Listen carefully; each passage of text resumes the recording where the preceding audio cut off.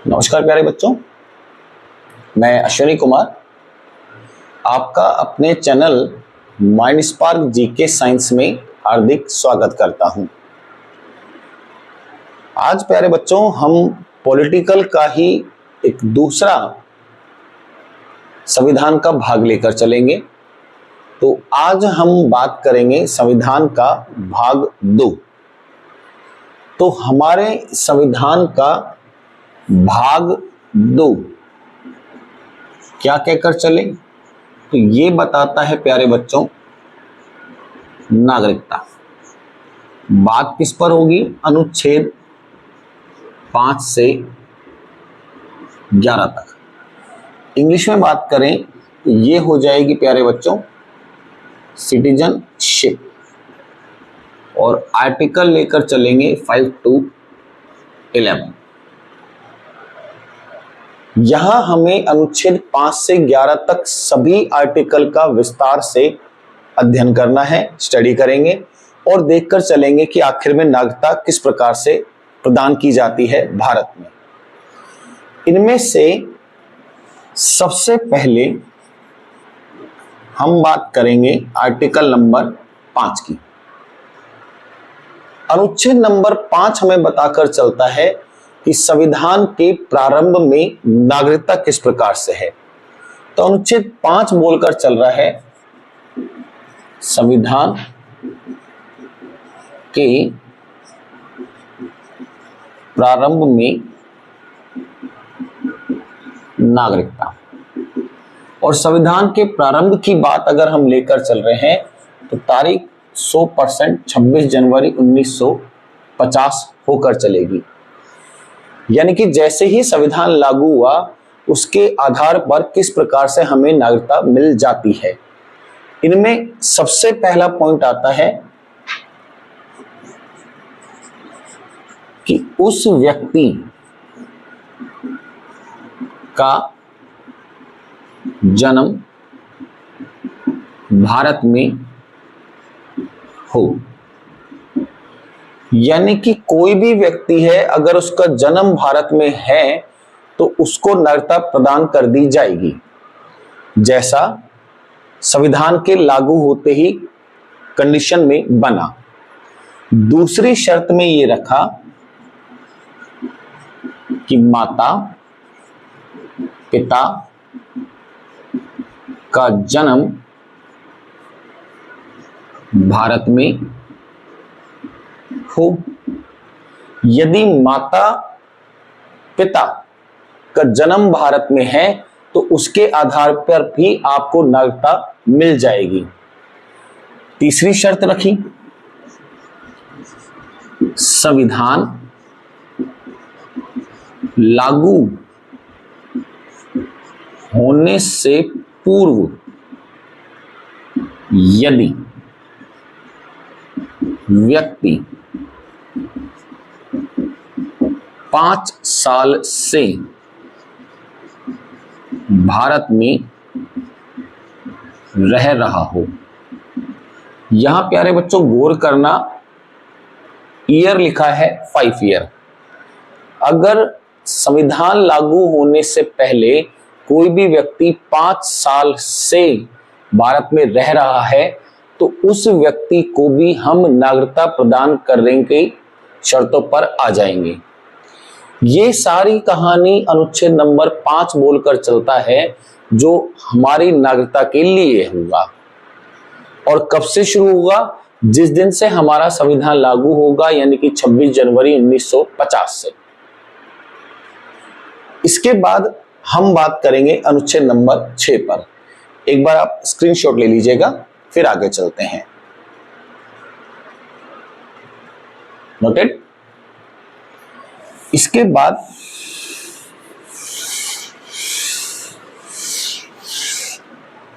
अगला हम अनुच्छेद लेकर चलेंगे, अनुच्छेद नंबर 6, आर्टिकल नंबर 6। अब आर्टिकल नंबर 6 क्या कह रहा है कि पाकिस्तान से भारत आए लोगों की नागरिकता, यानी कि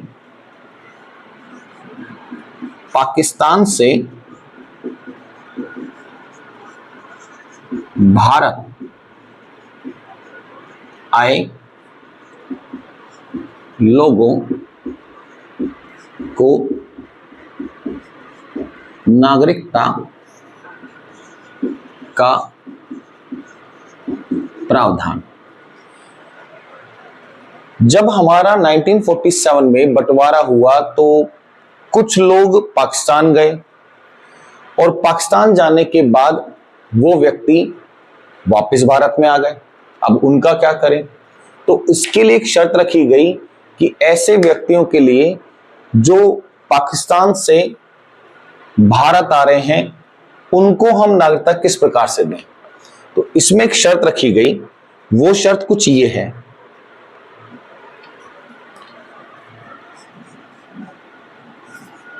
(1948) यानी कि 1948 से पहले, 1948 से पहले आए लोग, अगर तारीख भी रखना चाहें तो तारीख आप बोल सकते हो 19 जुलाई 1948 से पहले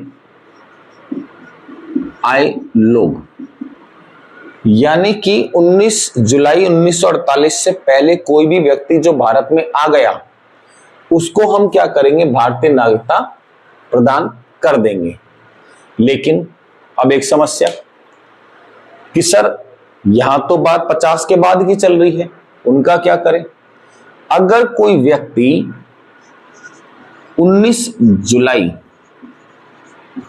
1948 के बाद आया हो तो उनके लिए क्या शर्त रखी? 19 जुलाई 1948 के बाद अगर कोई व्यक्ति आ रहा है तो उसको सबसे पहले एक शर्त पूरी करनी पड़ेगी कि वो व्यक्ति वहां से एक लेकर आए परमिट की कंडीशन, यानी कि भैया कोई कागज पत्तर पर लिखाकर लेकर आओ कि आप भारत में आ गए हैं वैलिड कंडीशन से। साथ में अब आपको कम से कम भारत में रहना पड़ेगा 6 माह का निवास, यानी कि अगर आप 19 जुलाई 1948 के बाद भारत में आ रहे हैं परमिट के साथ तो आपको 6 मंथ्स कम से कम भारत में रहना पड़ेगा, तब आपको नागरिकता प्रदान कर दी जाएगी। इनमें ही अब एक और चीज कि सर ये तो उन लोगों को नागरिकता दे दी जो पाकिस्तान से भारत आए, अब कुछ ऐसा कि थोड़ा सा बदलाव हो। इनमें से अगला जो आर्टिकल अपने पास आई वो देखेंगे, एक बार आप स्क्रीनशॉट ले लीजिएगा, ठीक है।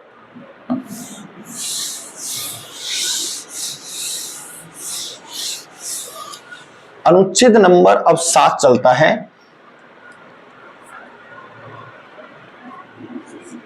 आर्टिकल नंबर 7 ये कंडीशन रखता है कि ऐसा कोई भी भारतीय जो भारत से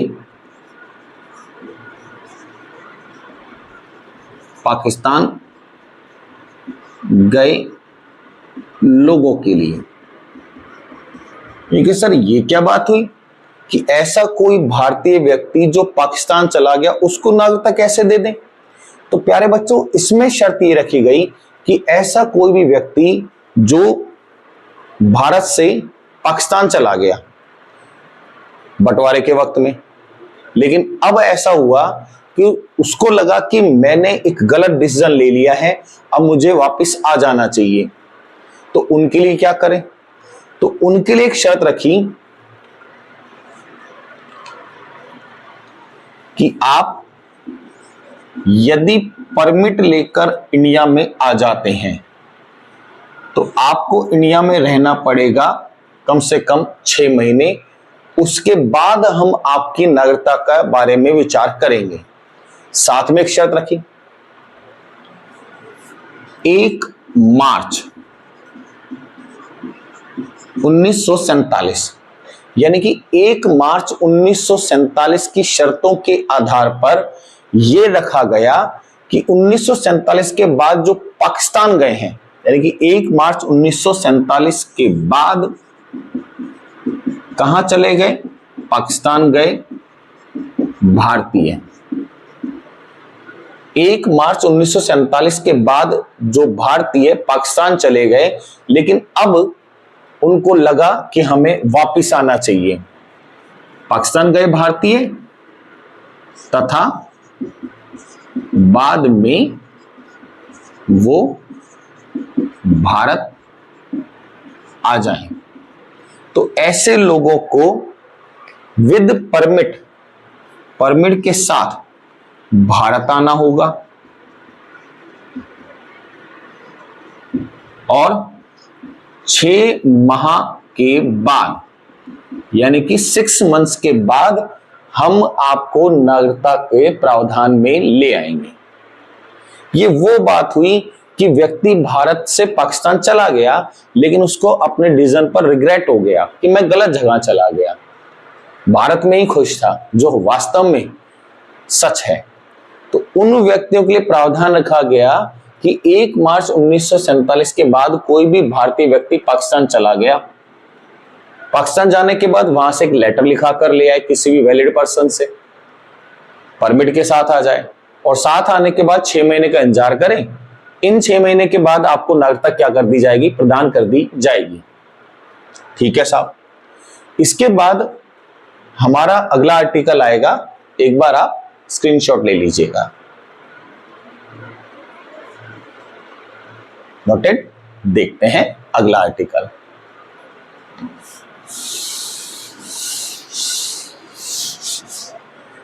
अनुच्छेद नंबर अब 8 बोलकर चलता है। ये क्या कहता है? ये कहकर चले कि भारत के बाहर रह रहा हो कोई भी बच्चा। क्योंकि सर क्या मतलब हुआ कि ऐसा कोई भी व्यक्ति या बच्चा जो भारत के बाहर रह रहा हो लेकिन नागरिक हो, भारतीय नागरिक होना चाहिए। कौन? उसकी माता पिता। यदि मान लीजिएगा कि कोई भारतीय माता पिता हैं, विदेश में चले जाएं जॉब करने के लिए और जॉब करने के बाद वहां उनकी संतान उत्पत्ति हो जाती है, तो जो वो संतान होगी वो भी क्या होगी, भारतीय नागरिकता के अंदर शामिल होगी, उस बच्चे को भी भारतीय नागरिकता मिलेगी। जो हमारा आर्टिकल नंबर 8 क्लियर करता है कि भारत के बाहर रह रहा हो बच्चा, जिनमें से भारतीय नागरिक होने चाहिए कौन? माता पिता।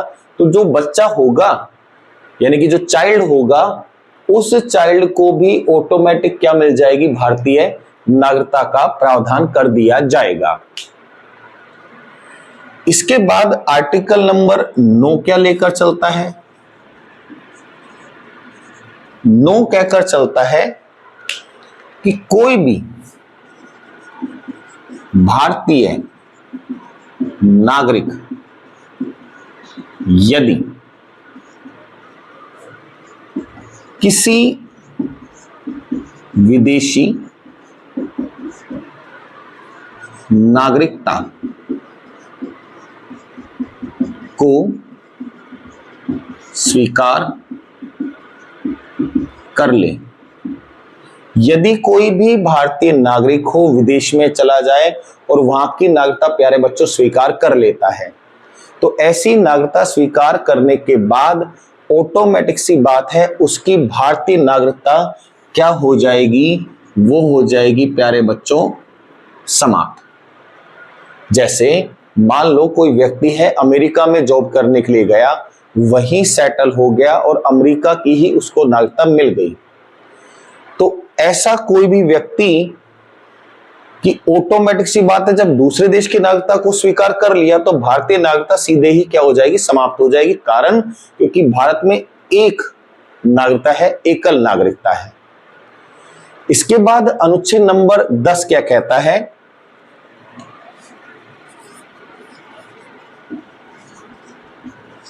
अनुच्छेद नंबर 10 बोलकर चल रहा है प्यारे बच्चों कि भारतीय नागरिकता तब तक बनी रहेगी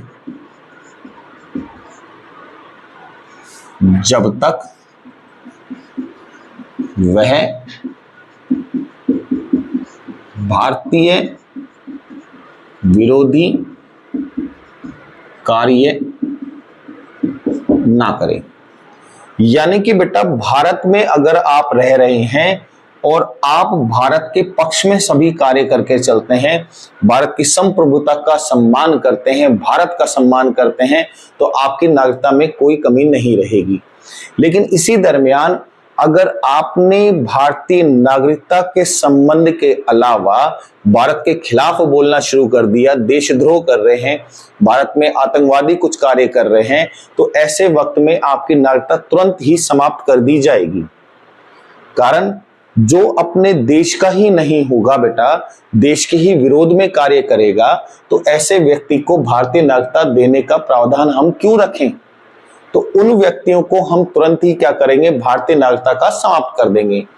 तो भारतीय नागरिक तब तक बनी रहेगी जब तक वह भारतीय विरोधी कार्य ना कर दे, तब तक ही बनी रहेगी।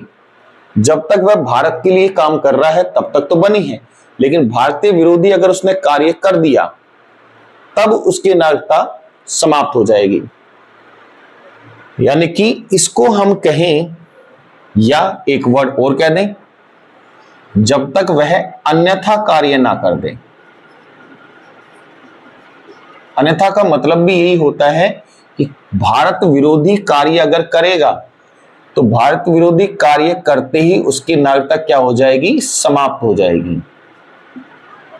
ठीक है बच्चों, यहां लाइन को थोड़ा समझना कि जब तक वह भारतीय विरोधी कार्य ना करे तब तक तो भारतीय नागरिकता है, लेकिन भारत के विरोधी अगर कार्य करेगा तो नागरिकता का सीधा सीधा क्या हो जाएगा, समापन हो जाएगा, आपकी नागरिकता आपसे छीन ली जाएगी। एक बार आप स्क्रीनशॉट रखें, फिर अगले आर्टिकल पर बात करते हैं। नोटेड? अगला देखते हैं प्यारे बच्चों।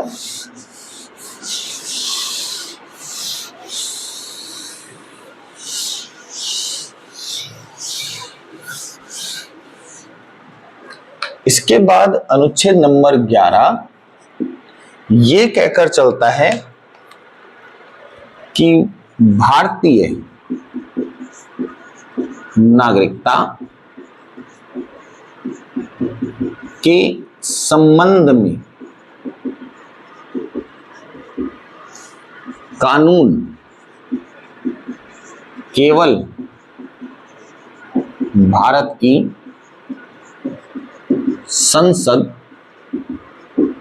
बनाएगी। यानी कि भारत की नागरिकता के संबंध में कोई भी बनाना होगा कानून, तो उस कानून को केवल कौन लेकर चलेगी, भारत की संसद लेकर चलेगी। इसके अलावा भैया कोई भी और व्यक्ति भारत की नागरिकता से संबंधित कानून का प्रावधान नहीं रखेगा। क्योंकि ठीक है साहब, ये तो सारे आर्टिकल आ गए, अब क्या बात होगी? अब इसके लिए हुआ ऐसा, एक क्लॉज लेकर आए, भारतीय नागरिकता अधिनियम। तो भारतीय नागरिकता अधिनियम कब का है? 1955 का है। भारतीय नागरिकता अधिनियम 1955 जब हम लेकर आए और आने वाले वक्त में जब इसमें हमें कमियां दिखाई दी, तो 55 के साथ 86, 92, 2003, 2005,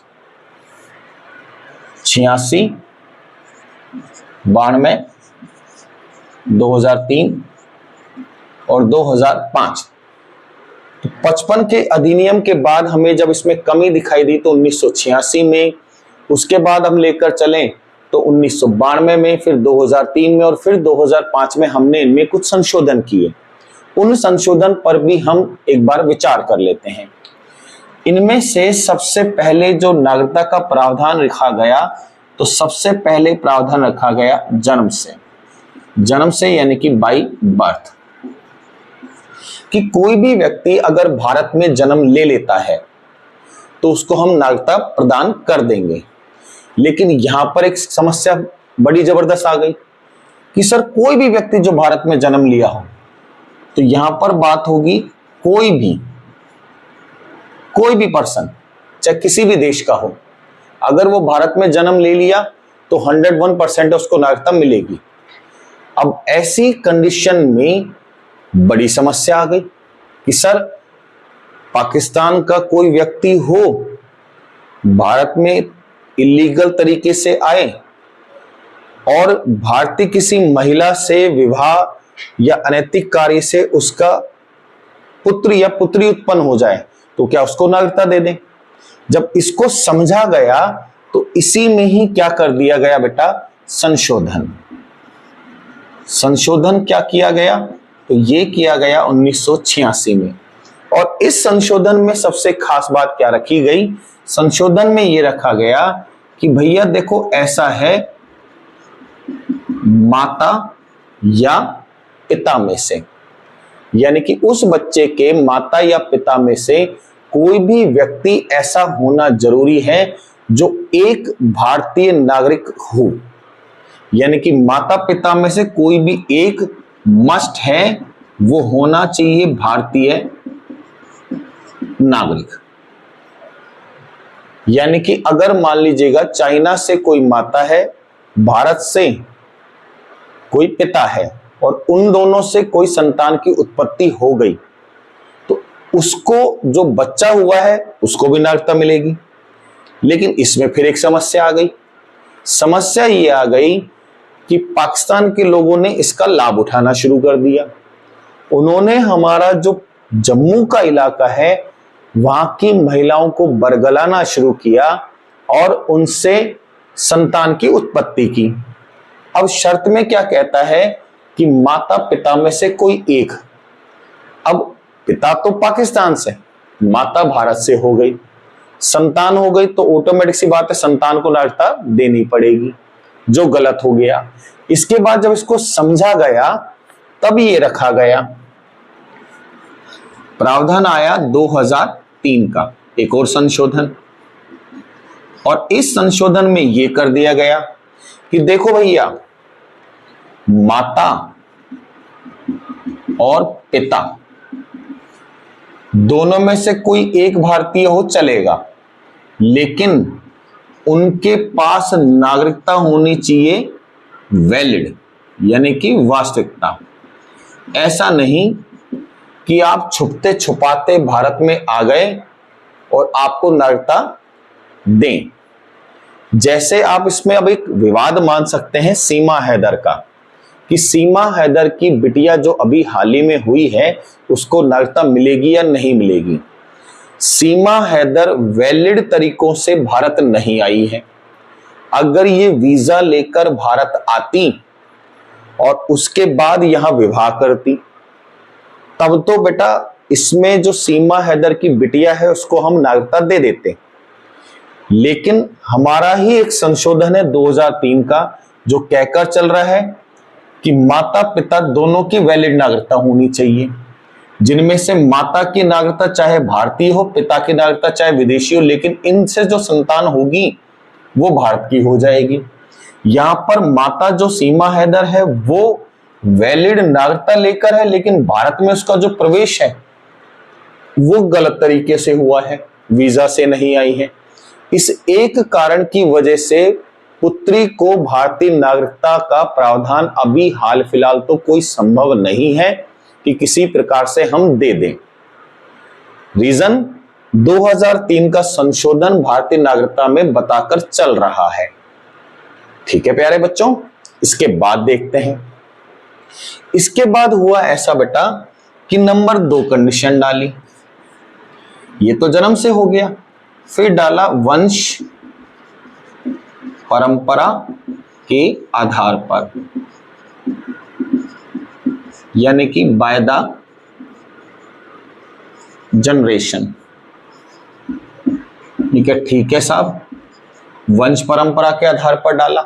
अब इसमें क्या हुआ, इसमें यह हुआ कि वंश परंपरा के आधार पर नागरिकता आपको तभी मिलेगी जब पिता जो है वो नागरिक होना चाहिए कहां का, भारत का।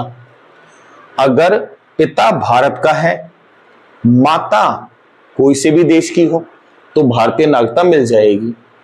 यदि माता भारतीय है, पिता विदेशी हो तो भैया नागरिकता नहीं करेंगे।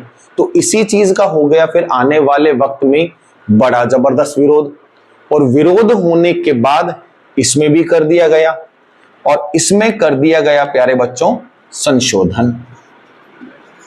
संशोधन कौन सा हुआ?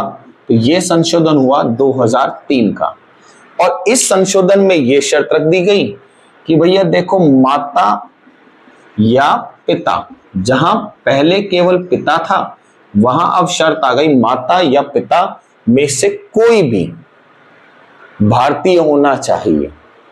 पहले पिता ही जो भारतीय होगा उसी को बाई जनरेशन से बच्चों को नागरिकता मिलेगी, लेकिन अब कर दिया कि माता या पिता में से कोई भी जो व्यक्ति है भारतीय हो तो उसको हम नागरिकता प्रदान कर देंगे। एक बार आप स्क्रीनशॉट ले लीजिएगा, फिर आगे चलते हैं। नोटेड?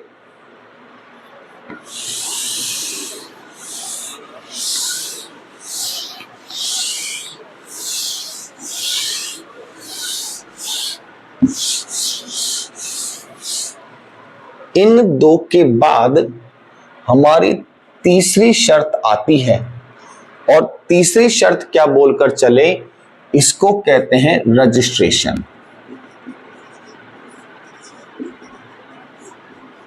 Bye registration. ठीक है सर, ये क्या बात हुई? पंजीकरण के द्वारा कैसे? या वर्ड आप इसको इस प्रकार से पढ़ सकते हो, पंजीकरण। अब भी बात यही है कि अगर कोई भी विदेशी व्यक्ति हो, भारत में आकर रहना शुरू करे वीजा के साथ, और ऐसी परिस्थिति में जब वो लगातार रह जाए कितने वर्ष तक, तो 7 वर्षों से, यदि वह भारत में रह रहा हो। तो प्यारे बच्चों ध्यान रखना, वर्ड पर बात हुई कितने वर्षों से? 7 वर्षों से। यदि 7 वर्षों से वो भारत में रह रहा है तो उसको भी क्या करेंगे, हम भारतीय नागरिकता दे देंगे, गृह मंत्रालय के अधीन रहेगा। ठीक है साहब, पंजीकरण आ गया। इसके बाद नंबर 4 आता है देशीयकरण। न्यूट्रलाइजेशन इसको बोला जाता है। अब देशीकरण यानी कि न्यूट्रलाइजेशन ये क्या चीज है? तो देशीकरण का मतलब ये है कि ऐसा कोई भी व्यक्ति जिसको भारत की 22 भाषाओं में से किसी भी एक भाषा का ज्ञान हो, यानी कि भारत में जैसे हिंदी, असमी, मैथिली, सिंथाली, बोडो, डोगरी, नागरी, नेपाली, कोंकणी, गुजराती, ऐसी 22 लैंग्वेज में से कोई भी एक भाषा का अगर ज्ञान हो, तथा या ऐसा व्यक्ति हो जिसको प्यारे बच्चों कला यानी कि आर्ट और विज्ञान यानी कि साइंस, इन क्षेत्रों में रुचि हो, तो ऐसे व्यक्ति को हम नागरिकता दे देंगे। लेकिन अब बात आएगी कि सर यहां पर आपने वर्ष तो बताया ही नहीं, तो भैया वर्ष उसको रहना पड़ेगा कितने साल तक? तो यहां पर वर्ष उसको रहना पड़ेगा एग्जैक्ट 10 वर्षों तक भारत में रहे। यदि वो 10 वर्षों से भारत में रह रहा है, उसको 22 भारतीय भाषाओं में से किसी एक का ज्ञान है, कला और विज्ञान में उसकी खासी रुचि है, तो ऐसे व्यक्ति को हम क्या करेंगे, भारतीय नागरिकता का प्रावधान रखेंगे। ठीक है साहब, कोई एग्जाम्पल बता दो। तो यहां एक एग्जाम्पल अपने पास है, अदनाम सामी। अब अदनाम सामी विदेशी व्यक्ति, लेकिन कला का बहुत अच्छा सिंगर है, भारत का पक्षधर है, भारत के कभी विपरीत नहीं कहता, 10 सालों से भारत में रह रहा है, तो अदनाम सामी को भारतीय नागरिकता प्रदान कर दी गई। इसके बाद लास्ट नंबर 5 बचता है हमारा, जिसको कहते हैं अर्जित, या आप कह सकते हैं भूमि विस्तार या लैंड एक्सपेंशन। तो इसमें से अपन बात करेंगे अर्जित भूमि, या आप कह लो भूमि विस्तार, या इंग्लिश में आप कह सकते हो लैंड एक्सपेंशन। भूमि विस्तार का मतलब ऐसा कि प्यारे बच्चों, जैसे हमने सिक्किम को मिलाया था, सिक्किम हमारे पास एक अलग राज्य बना, और ये राज्य बना था कौन से नंबर का, 22वां। सिक्किम को जैसे ही हमने भारत में मिलाया तो सिक्किम तो खुद पहले एक देश था, अब देश है। तो प्यारे बच्चों, ऐसे वक्त में सिक्किम में जो रहने वाले लोग हैं वो सीधे सीधे क्या हो गए, भारतीय हो गए। सेम ऐसे ही कल को हम बांग्लादेश को अगर अपने पास मिला लेते हैं, जो संभव है, इसमें कोई मना नहीं है और कोई शंका भी नहीं है, तो पाकिस्तान के रहने वाले लोग ऑटोमेटिक से क्या हो जाएंगे, वो भारतीय हो जाएंगे। ऐसे ही एक हमारा पीओके वाला है, पीओके के भी जो व्यक्ति हैं वो सीधे सीधे भारत के नागरिक हो जाएंगे, इस 5वीं शर्त के आधार पर, लैंड एक्सपेंशन यानी कि अर्जित भूमि के आधार पर। इन्हीं 5 तरीके से आपको नागरिकता भारतीय मिल सकती है, इसके अलावा और कोई तरीका नहीं है भारतीय नागरिकता मिलने का। अब कुछ खास टर्मिनोलॉजीज आएंगे, कुछ वर्ड्स आएंगे, उन वर्ड पर एक बार बात कर लेते हैं। जैसे प्यारे बच्चों, एक वर्ड होगा NRI, एक होगा PIO और एक होगा OCI। अब इनमें एक बार बात कर लेते हैं कि ये क्या कहते हैं। पहले आप इसका स्क्रीनशॉट ले लीजिएगा, नोटेड।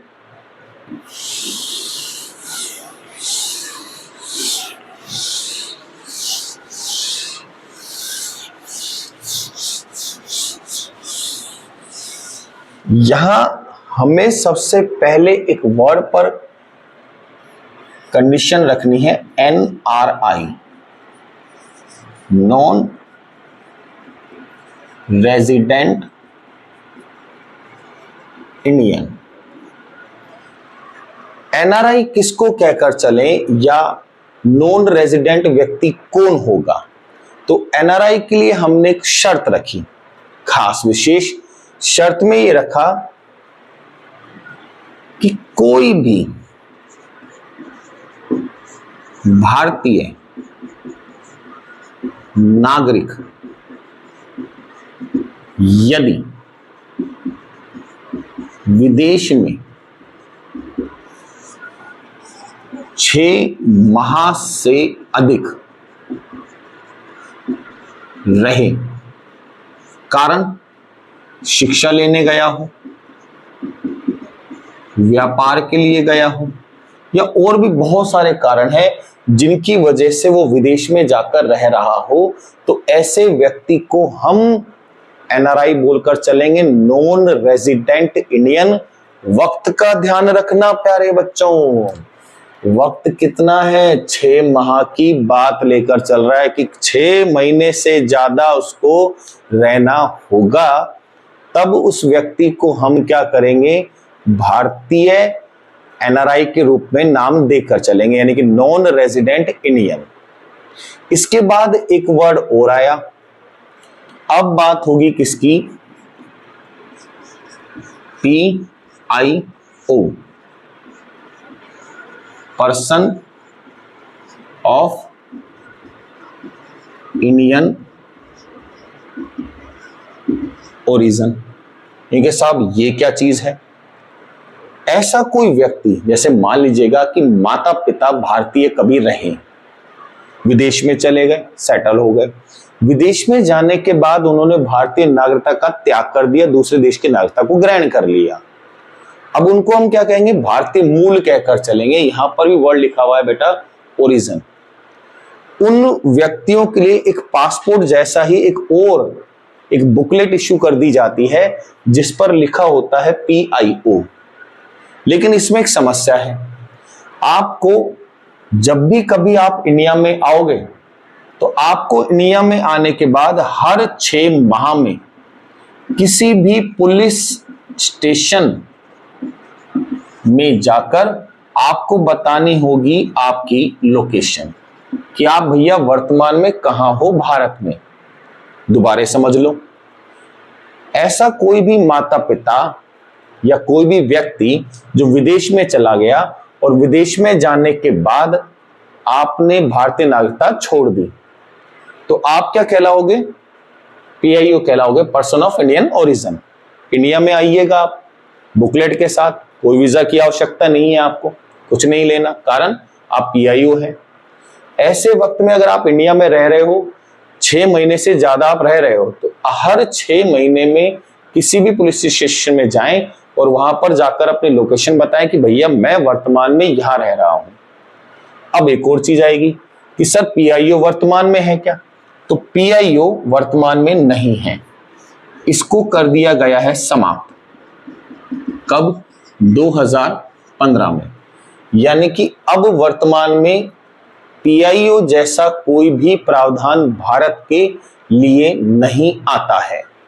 क्योंकि साहब अब क्या है, अब एक और वर्ड आ गया,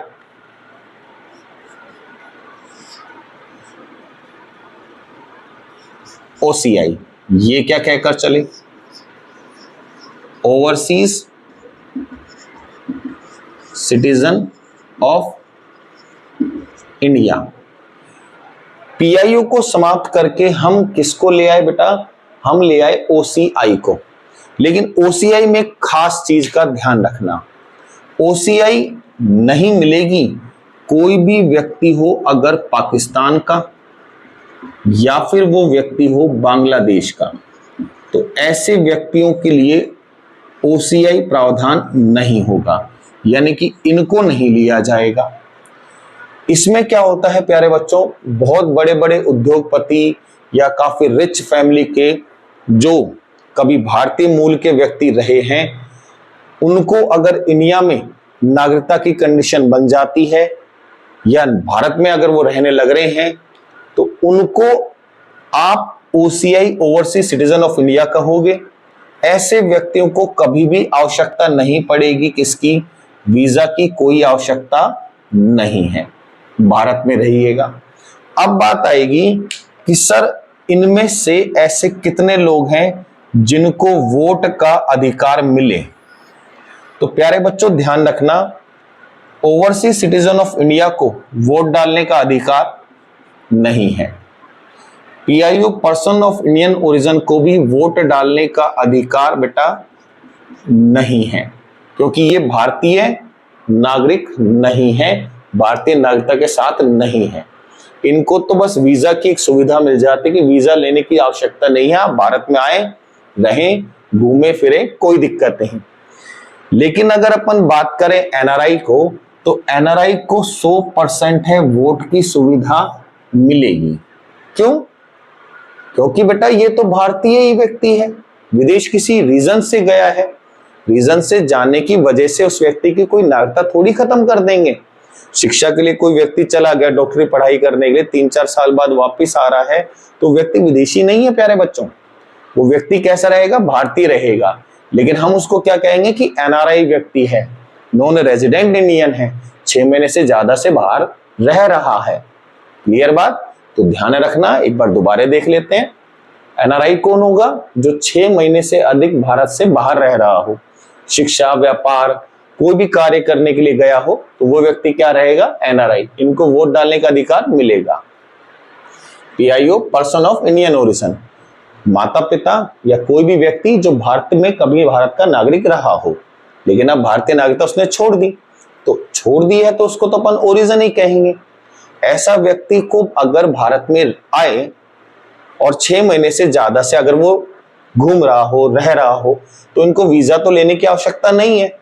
लेकिन हर 6 महीने में पुलिस स्टेशन में जाना पड़ेगा और क्या बतानी पड़ती थी? अपनी लोकेशन। ऐसी सुविधा को समाप्त कर दिया। समाप्त कब कर दिया बेटा? 2015 में। और इसी का ही एक अपग्रेड वर्जन ले आए ओसीआई, यानी कि ओवरसीज सिटीजन ऑफ इंडिया। ये किनको नहीं मिलेगा? पाकिस्तान और बांग्लादेश, इन दो देश के अगर वो नागरिक है तो उसको ओसीआई का लाभ नहीं मिलेगा। इसके अलावा कोई भी व्यक्ति हो तो ऑटोमेटिक सी बात है, भारत आने के लिए उसको क्या नहीं लेना पड़ेगा? वीजा नहीं लेना पड़ेगा। और यहां पर ध्यान रखना, उन व्यक्तियों को वोट डालने का अधिकार भी नहीं मिलेगा।